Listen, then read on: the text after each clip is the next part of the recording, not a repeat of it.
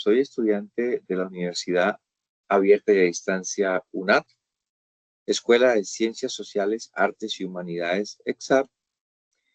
Pertenezco al programa de Historia y esta presentación va dirigida a nuestro curso de Introducción a la Historia, especialmente a nuestro tutor y profesor Carlos Manrique. Los objetivos de esta presentación: como historiadores en formación, debemos plantearnos la necesidad de complementar las fuentes escritas con las fuentes no escritas, tal como lo afirma Carreño. Y por supuesto que para entender la vida cotidiana y las prácticas del pasado, debemos recordar todo lo que sucedió en el pasado se convierte en una fuente histórica para el presente y el futuro. Esta es la fase 3, fuentes históricas. Responderemos a la pregunta: ¿cuáles son los tipos y la importancia de las fuentes para el conocimiento histórico? Teniendo de entrada las fuentes escritas. Y Carreño, 2005, más allá de la palabra, experiencias y reflexiones sobre el uso de las fuentes, hace una crítica hablando de que siempre hemos visto la historia desde el punto de vista escritural, manejando un dossier a través de los tiempos. Parece ser que la única fuente que ha resultado beneficiada por la historia es la fuente escrita a través de los siglos, a través de las generaciones, irrumpiendo con su grande documentación, escritos, manuscritos antiguos, teniendo de esta manera una gran ventaja sobre las otras fuentes históricas.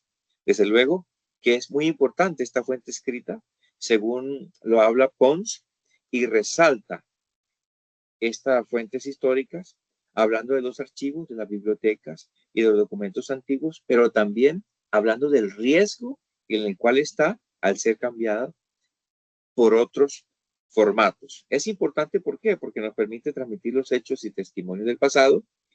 Sin la escritura, creo que se perdería esa originalidad y estaríamos en manos de las demás fuentes no escritas.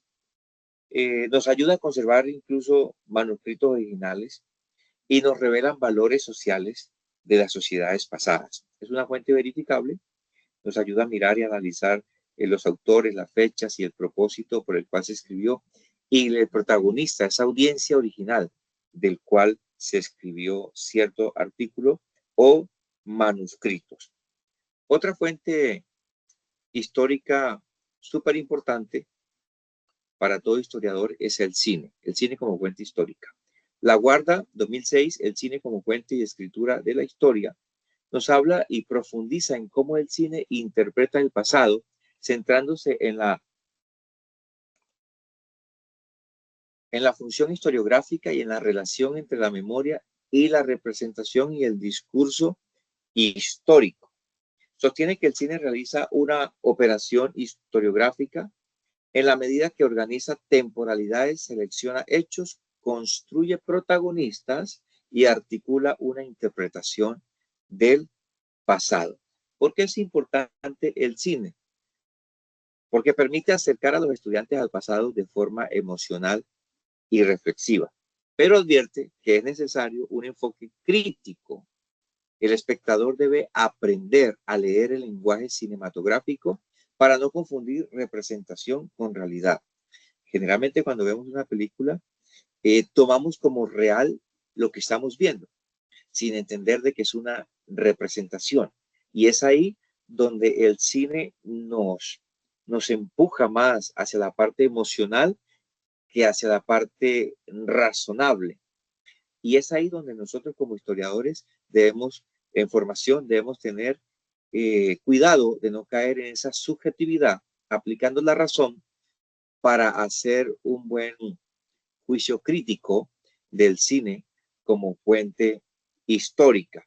En este punto, la autora de este texto se refiere al rol del docente o del historiador como intérprete activo del discurso fílmico, generalmente o muchas veces subjetivo, porque apela más, como ya lo dijimos, a esa emocionalidad que a la razón, perdiendo esta crítica súper importante. Desde luego que es importante el cine como fuente histórica, porque nos lleva a analizar y a interpretar el pasado de forma representativa, acercándonos a esa realidad que se vivió de manera gráfica, de manera visual, haciéndonos sentir eh, que vivimos nosotros también ese momento y que podemos entender mejor lo que sucedió en esa época. Siguiendo con las fuentes históricas, encontramos las fuentes orales y ahí tenemos a un referente súper importante que nos explica acerca de las migraciones italianas en Ecuador en el siglo XIX y XX, como lo es Chiara Pagnotta, 2020, reflexiones en torno a las fuentes orales. Y dice que es necesario rescatar esas voces, integrando de esta manera historia y memoria, utilizando el testimonio oral como fuente legítima de conocimiento.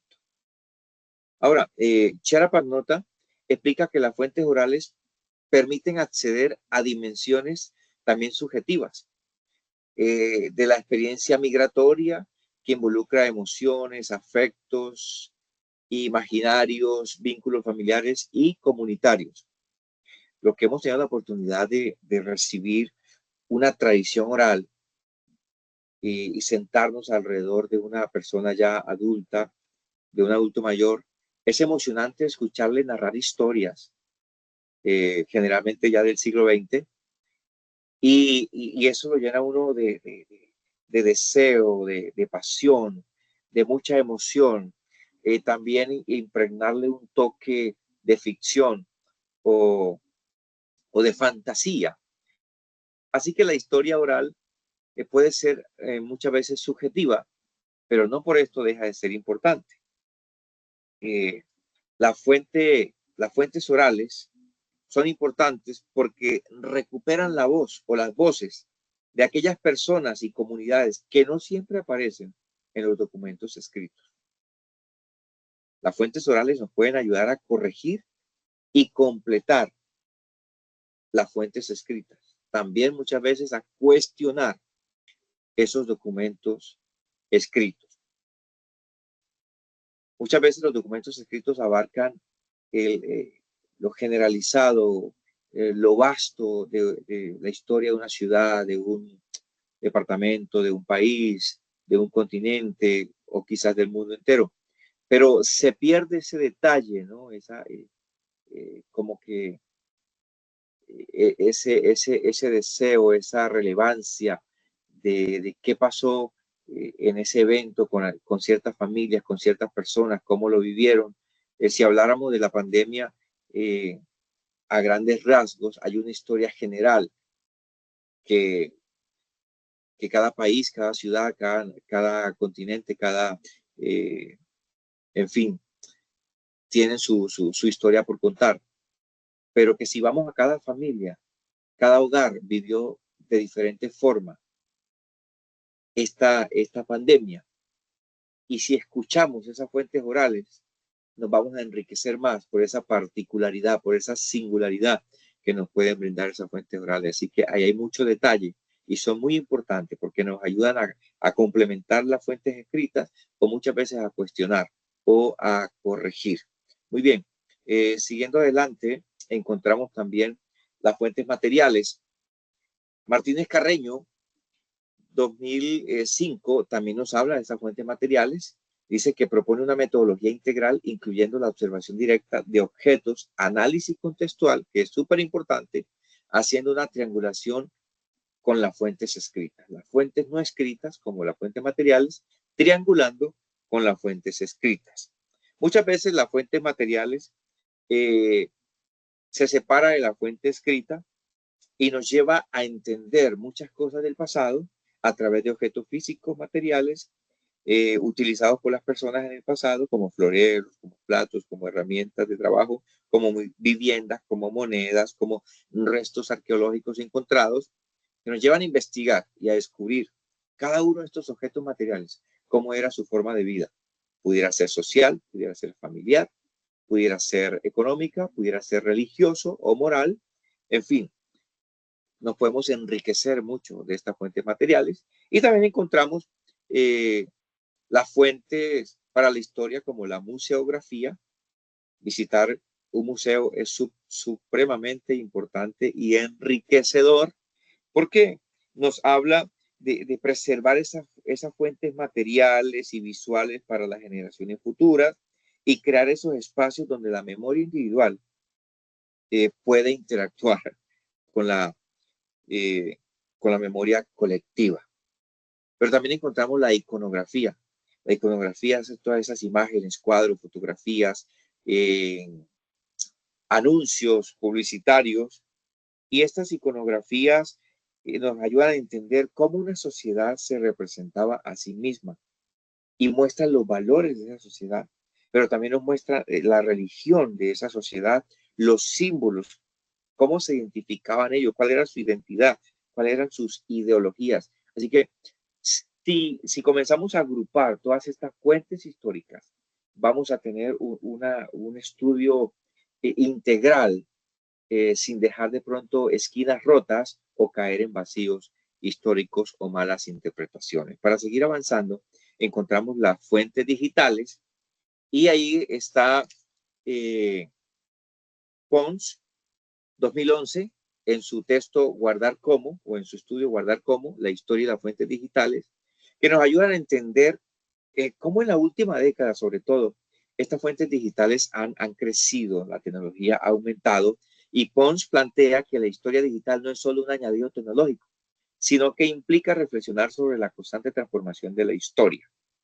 Hay dos puntos importantes y es la digitalización de fuentes tradicionales. Agarrar todo ese dossier de documentación que tenemos e incluirlo, como aparece en imagen, dentro de un equipo electrónico y ya entraría a ser parte de esa digitalización. Pero también hay una historia contemporánea, una historia que se está escribiendo día a día y ya no utilizamos papel, libro, lápiz, pergaminos, papiros, sino que directamente esa historia es escrita en un computador, en un portátil, en una tablet, en un celular de última generación, y a eso se le llama fuentes nacidas digitales. Sumamente importante. Ahora, ¿por qué es importante estas fuentes digitales? Pues nos ayudan a ampliar el acceso a la información. Antes era muy complicado. La persona tenía que comprar grandes enciclopedias para investigar algún suceso histórico.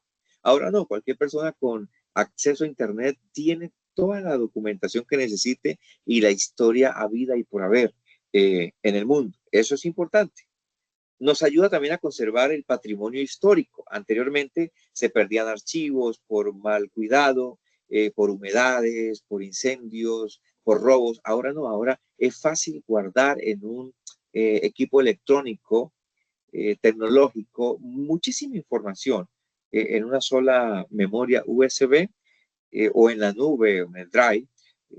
Guardar cualquier cantidad de información que nosotros tengamos o que podamos obtener. Nos ayuda a transformar los métodos de investigación o investigativo, muy importante para nuestros días, y modifica la relación entre la memoria y la historia. Nos facilita las cosas, por decirlo de otra manera. Para terminar, concluyendo, quiero leerles esto. Estos cuatro referentes bibliográficos, Carreño, La Guarda, Pons y Pagnota, coinciden en que el conocimiento del pasado no puede limitarse a documentos escritos, textos que han sido privilegiados por el estudio de la historia y las fuentes históricas no escritas. Demuestran veracidad y certidumbre a través de lo oral, audiovisual, iconografía, museografía y, por supuesto, la nueva fuente histórica desafiante para el historiador, como lo es la fuente digital.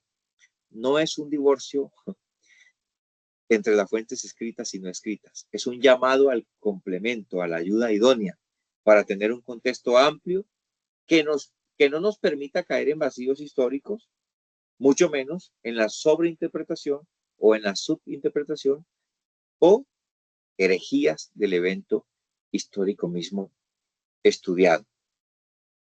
Referencia bibliográfica, Carreño, 2005, Más allá de la palabra, experiencia y reflexiones sobre el uso de las fuentes, Pons, 2011, Guardar cómo, la historia de las fuentes digitales, Chara Pagnota, 2020, Reflexiones en torno a las fuentes orales, historia y memoria de los relatos sobre migración italiana en Ecuador, siglo XIX y siglo XX. Y por último, La Guarda, 2006, El cine como fuente y escritura de la historia. Muchísimas gracias.